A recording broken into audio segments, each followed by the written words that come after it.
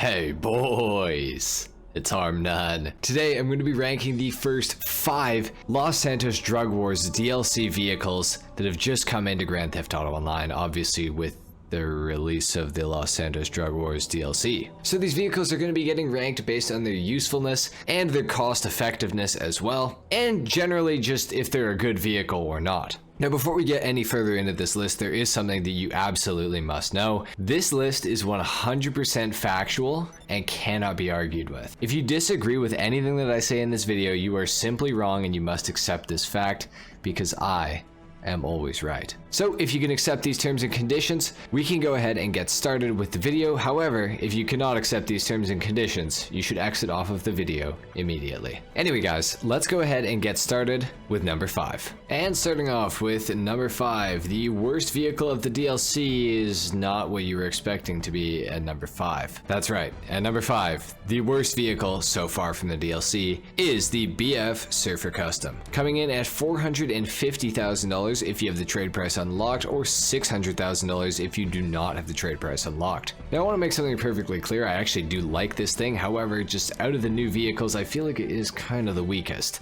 In terms of customization, it is quite good, it does have lots and lots of customization. However, in terms of performance, this thing is absolutely laughable. Now I know what you're thinking, bro, are you really judging a Volkswagen bus from 1960 on its performance? Yes, I am. That is exactly what I'm doing, as a matter of fact. This vehicle is hard to drive, to say the least. Not because it has bad handling, but because it's so goddamn slow. This thing is unbelievably bad when going uphill. When I did my initial customization and review of the car, I decided to take it on the usual route that I go to test my vehicles, and it took so long to even get up the initial hill that it made me not even want to do it at all. The handling is good because this vehicle is so slow and can't get fast enough to the point where you can actually test if the handling really is good. And I just think for 450k to 600k, this vehicle is not really a super great one to pick up. I do like it, I do think it has good customization, and if you're into this sort of thing, it's definitely a vehicle that you guys are going to want to own. However, in terms of performance, compared to cost, this thing is not very good, and it is the worst vehicle from the DLC so far. Anyways, that is it for number 5. Let's move on to the next worst vehicle. And next up at number 4, we have the vehicle that you were expecting to be at number 5. This is, of course, the Zirconium Journey 2, coming in at $600,000 if you have the trade price unlocked, or $800,000 if you do not have the trade price unlocked. Now, the Zirconium Journey, the original, is that terrible looking RV that you see driving around in Blaine County sometimes. And it definitely looks like a meth lab on wheels. However, this is the 2, so it has a little bit of customization in the form of you can choose the color and you can choose the livery and the rims and you can tint the windows. So basically what I'm saying is it has absolutely no customization.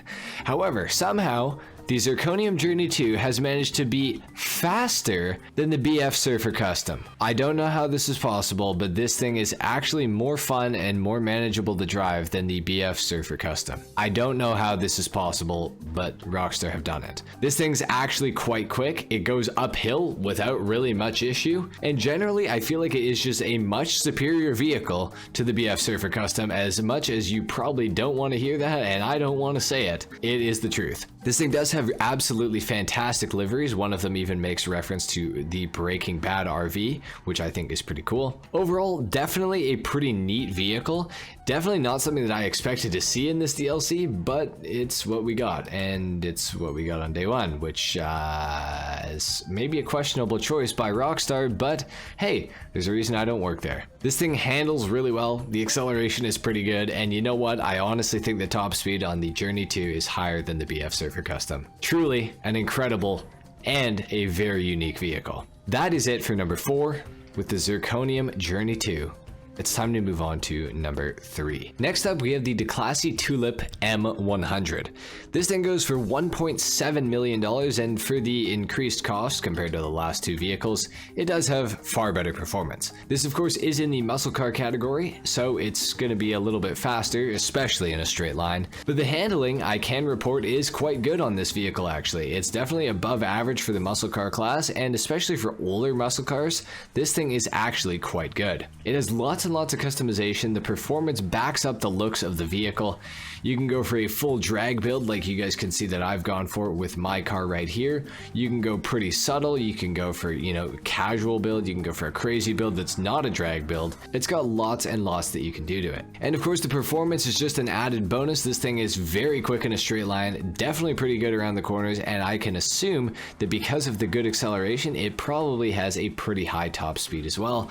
We're gonna have to do some more testing on this in the future, but for right now, what I can tell you is that this is definitely a very good vehicle, and I would not be surprised if this is a top 10 or even maybe a top 5 fastest muscle car around a circuit in Grand Theft Auto Online. So I definitely think that this is a pretty cool vehicle, definitely one to pick up, one of the better ones of day one at least. We'll have to see how it fares when I rank all of the DLC vehicles once they're released in a couple of months. But until then, this thing is at number 3. Definitely one of the better vehicles. Anyway guys, that is it for number 3 with the Declasse Tulip M100. It's time to move on to the next vehicle. Next up at number 2, we have the Overflawed Entity MT. Now the Overflawed Entity MT is a disappointment.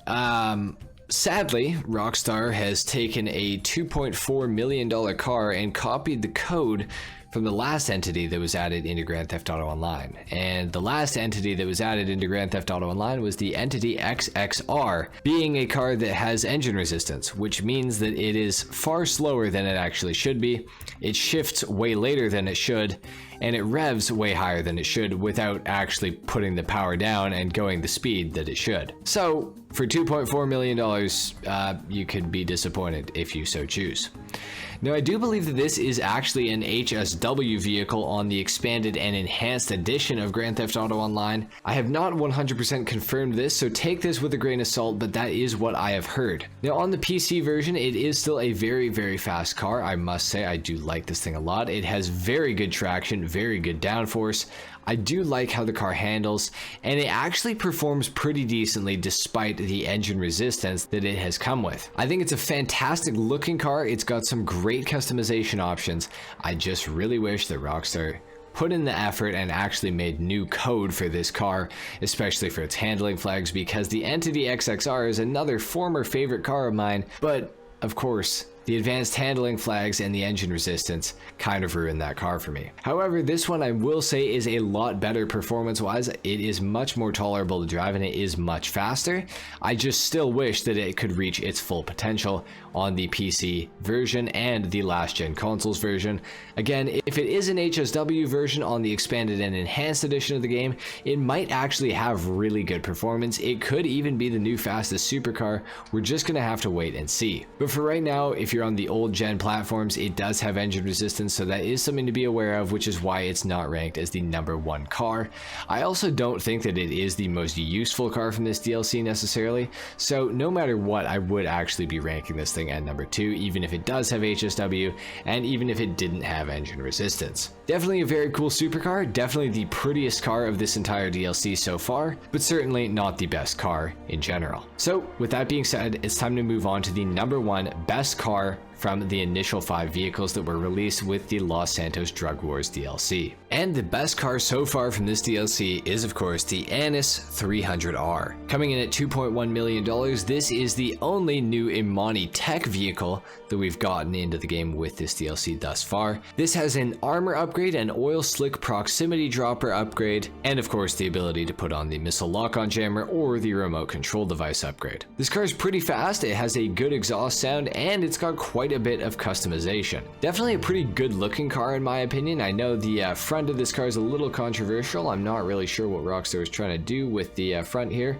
Well, I actually do know what they're trying to do. They're trying to make it into a kind of throwback to the 190Z type of thing, or the older Z cars in real life, of course. But I'm not sure that it works with the design of this car. I think from the back, this car looks really, really good, but from the front, it's not quite proportionate. It kind of looks like a sad ladybug in my opinion. I could be a little wrong, but that's kind of what I think it looks like. However, I still think that this is by far the most useful vehicle from this DLC, and as far as cost effectiveness goes, I think it's also the best for that. $2.1 million for an Imani Tech vehicle is a pretty good amount to pay. I will say that this is the most expensive Imani Tech vehicle that has this rendition of Imani Tech. I believe that this thing shares the same Imani Tech capabilities as the Obey Omni EGT as well as the Bravado Greenwood. However, this thing is $400,000 more than the Obey Omni EGT at its starting price. So it is more expensive. However, this thing definitely has better performance than the EGT and the Greenwood, so there is something to be said for that. Much faster in a straight line, it has very good handling, and the top speed is also quite decent. On top of that, it's a pretty good looking vehicle, and the customization options are quite nice as well. And it actually has an engine sound, unlike the Omni EGT. So at number 1, we have the Annis 300R. This is the best vehicle from this DLC so far. We'll have to see how it fares as more vehicles get released to us via the drip feed, but for right now, this is the best vehicle from this entire DLC. So there you have it, guys. Those are the official rankings for the first 5 LS Drug Wars DLC cars in Grand Theft Auto Online. Obviously, this list is 100% factual and cannot be argued with. If you choose to argue in the comments down below, just know that you're wrong and everybody knows it, but feel free to go ahead and do that if you're going to anyways. And if you're planning on it, I'm sure you probably already have posted your comment. Anyway, guys, thank you so much for watching. Leave a like if you enjoyed this video, dislike if you didn't. Go check out my customizations on all the new cars. Subscribe to the channel if you guys are new. I am going to be ranking every single DLC car once they all come out, so stay tuned for that video. Anyway, guys, thank you so much for watching. I will see you all in the next video. Until then, take care. Peace.